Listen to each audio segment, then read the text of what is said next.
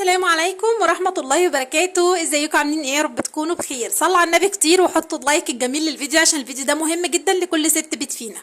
هو انا ممكن احقق ثروة كبيرة وضخمة من بيتي وانا قاعدة في بيتي وانا مصروفي بسيط وقليل وما بيكفينيش وانا مش عندي اي مشاريع اصلا؟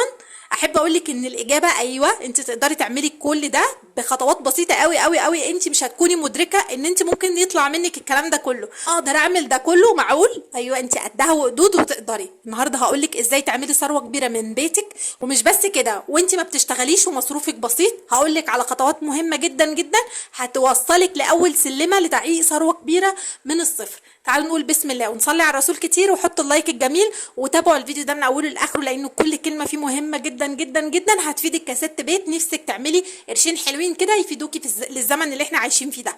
تمام، تعالوا نقول بسم الله ونصلي على الرسول، حطوا اللايك ويلا بينا نبدا الفيديو. اول حاجه ازاي احقق ثروه كبيره من بيتي؟ بصوا بسم الله الرحمن الرحيم كده، عايزاكي كده استوقفي نفسك شويه صغيرين كده واقعدي مع نفسك وفكري كل الناس الاغنياء دول اللي معاهم فلوس كتير عملوا الفلوس دي كلها ازاي. ما هم اصلا طبيعتهم زينا زيهم، ناس عاديه بسيطه، اهاليهم ناس بسيطه ما فيش اي حاجه، بس ازاي ربنا فتحها عليهم كده. ربنا يوسع ارزاقنا وارزاقهم يا رب، اللهم امين. وازاي عملوا ده كله؟ احب اقول لك بقى الناس دي بيكون عندها هدف، وهدف قوي جدا لانها تحقق ثروه كبيره، وانت مش اقل منهم، انت مش اقل منهم، انت لازم تكوني زيهم بالظبط، وان شاء الله باذن الله تعديهم وتتفوقي عليهم كمان.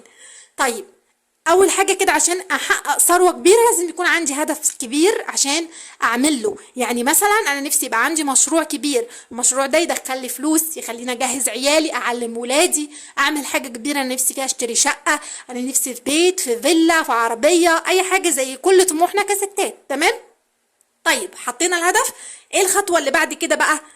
بصوا الخطوه دي انا عارفه ان ناس كتير منكم اول لما هتسمعها هتخرج تجري على طول من الفيديو، بس انا مش عايزاكي تجري. كل كلمه في الفيديو ده والله والله والله ماخوذه من كتب، اقسم بالله. فاسمعيني كده وتمعني في الكلام اللي بقوله لانه بجد مهم قوي. الخطوه دي وهي الادخار. هو الادخار ازاي يا ام محمد؟ هو احنا عارفين نعيش لما هندخر؟ اوعي تستهوني باي جنيه. جنيه حرفيا اللي هو الجنيه انت بتشيليه. الجنيه على الجنيه ده بيعملوا حاجه، حرفيا قسما بالله الجنيه على الجنيه بيعملوا حاجه، بيفيدوكي في اي حاجه. انت ممكن تتزنقي وحياتك تقف ويومك يقف على الجنيه، ممكن ما تتزنقيش على مكعب ماجي مثلا، الماجي ده بجنيه اقرب حاجه. مش ممكن طبخه تقف على الجنيه ده؟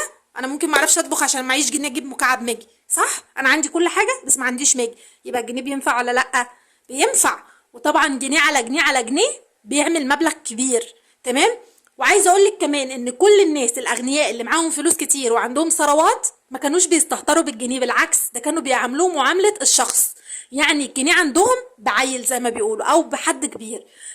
فاكرين المثل اللي يقول لك انت عندك الجنيه ده بعيل من عيالك؟ هو كده هما بيعاملوا الجنيه كده. وصدقيني الناس دي نجحت عشان كده. الجنيه ما فيهوش هزار، الجنيه ده بيجي بطلوع الروح، ومش سهل قوي ان احنا دلوقتي نعرف نحقق ثروه او نعمل جنيه او نعمل جنيهين كده نشيلهم لعيل ولا لا. احنا مسؤولياتنا كبيره، فلازم ما نستهترش باي جنيه معانا عشان نقدر نعمل اللي نفسنا فيه. فلو معاكي جنيه حافظي عليه. تمام، الادخار ده هو السلمه الاولى لتحقيق ثروه كبيره. والله والله والله زي ما بقولك كده، يعني لو حتى شلتي بصوا 10 جنيه في اليوم يعني 300 جنيه في الشهر، يعني 3000 جنيه خلال 10 شهور، يعني مبلغ. تمام، مبلغ مش وحش، ناس بتدخل له جمعيات. فالادخار ده خطوه مهمه قوي، اتمنى من كل قلبي ان انت ما تستهتريش بيها. ولو ان نفسك تعملي مبلغ كبير بجد يبقى اول حاجه لازم تعمليها هي الادخار. طيب تاني حاجه هي ايه؟ التحكم في النفقات. التحكم في النفقات ده معناه ايه يا ولاد؟ معناه مثلا ان انا ممكن يكون شخص دخلي 3000 جنيه بس انا عايش بدخل شخص عنده او دخله 6000 جنيه. انا كده معناها ان انا ما بتحكمش في نفقاتي، انا بصرف وخلاص، انا عايش كده بصرف وزي ما تيجي تيجي. ان لو انت من الشخص ده انت عمرك عشان تقدري تعملي حاجه لازم تتحكمي في نفقاتك عموما بشكل عام. ما اصرفش وعشوائي، ما اروحش انزل اصرف اي حاجه وخلاص اللي يقابلني، ما اروحش انزل السوبر ماركت اصل في عرض الفلاني، العرض ده هيفيدني بعد كده، ما هو رخيص دلوقتي رخيص لكن انا ما انا هشتريه بعد شهرين محتاجاه بس هلاقيه بالغالي. ده تفكير غلط، ده تفكير غلط. خلي كل حاجه لوقتها. الحاجه الوحيده اللي ما تشيلهاش لوقتها هو الجنيه، شيليه بعد كده. لكن ما جيش انا دلوقتي عشان انا نزلت السوبر ماركت لقيت مثلا في عرض كويس بسعر رخيص وعندي انا اوريدي موجود عندي. طب ما لازمته ايه؟ هي فلوس وخلاص، انا بصرف فلوس برميها على الارض؟ ملوش لازمه. انا اتحكم في نفقاتي، كل حاجه اكون دارسه لها ودرسها 100%، وعلى اساسها ابدا اتحرك. لو انت عملتي كده يبقى انت شخص ناجح، وهتقدري تحققي ثروه، بجانب طبعا البند الاساسي اللي متصل بكل البنود اللي هنتكلم عنها، وهو الادخار. نيجي للحاجه اللي بعد كده. الحاجة اللي بعد كده بقى وهو ان انا احافظ على فلوسي. في ناس كتير بتبدأ تحوش وتحط الجنيه على الجنيه، وتبدأ ماشية على بصوا على المظبوط، الطريق المظبوط 100%، وتيجي فجأة تروح صارفة كل الفلوس عشان اي حاجة.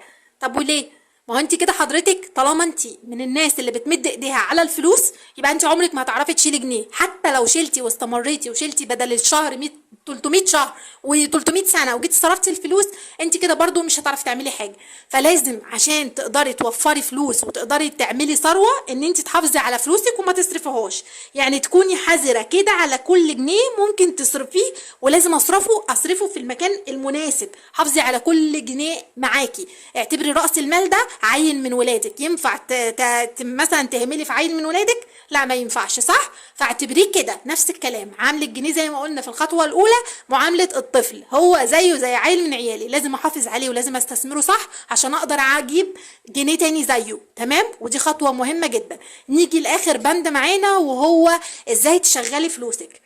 بصوا، ناس كتير بتغلط غلطة شنيعة، وهي تفضل تحوش تحوش تحوش وبتحافظ على الفلوس والدنيا معاها مظبوطة وتمام 100%، بس في الآخر هي شايلها فلوس. الفلوس لو اتشالت زيها زي الفازة دي بالظبط. الفازة دي بعد سنة هيكون ليها قيمة؟ مش هيكون ليها قيمة، صح؟ هيطلع أحلى منها ويطلع أحدث منها، وهلاقي الأغلى بعد كده، صح؟ الفلوس هتكون عاملة زي كده بعد سنة أو اتنين ملهاش قيمة. ليه؟ لأن احنا للأسف عايشين في الغلاء، بنفضل الأسعار طالعة بينا، طالعة طالعة طالعة طالعة طالعة، فكل جنيه ملوش قيمة دلوقتي لأن الحاجة غالية. مظبوط؟ ولكن انا بقى لو استسكيت على الظروف وجيت مثلا رحت عامله لنفسي مشروع، يعني انا مثلا حوشت وشغلت فلوسي، اشغل فلوسي بقى في اي حاجه انا نفسي فيها. ولازم عشان اعمل ده لازم اكون دارسه الموضوع قوي، عشان ما اروحش ارمي فلوس على الارض. يعني قبل ما تفكري في اي مشروع لازم تكوني دارسه له كويس قوي عشان تقدري تجيبي جنيه تاني. ما اروحش مثلا اعمل لا قدر الله مشروع ممكن يخسرني اللي انا قعدت احوش فيه واللي انا قعدت اجي على نفسي فيه، عشان في الاخر يروح كده. لا، ادرسيها واحدة واحدة وخدي وقتك، وقعدي بدل الشهر سنة لحد لما تلاقي المشروع المناسب اللي يدخلك فلوس من البيت. وطبعا احنا بما اننا بنتكلم الفيديو ده مناسب للرجال وللسيدات، وطبعا انا كلامي كله موجه للسيدات. تمام؟ فلو انت حضرتك بعد ما تحوشي لك شوية فلوس حلوين، مش لازم يعني احوش لي 100,000 جنيه، انا ممكن احوش 10,000 جنيه واعمل بيهم مشروع حلو، اعمل بيهم مشروع من بيتي كويس. تمام؟ وطبعا افكار لمشاريع من البيت كتير جدا براس مال وبدون راس مال تقدروا تستغلوها.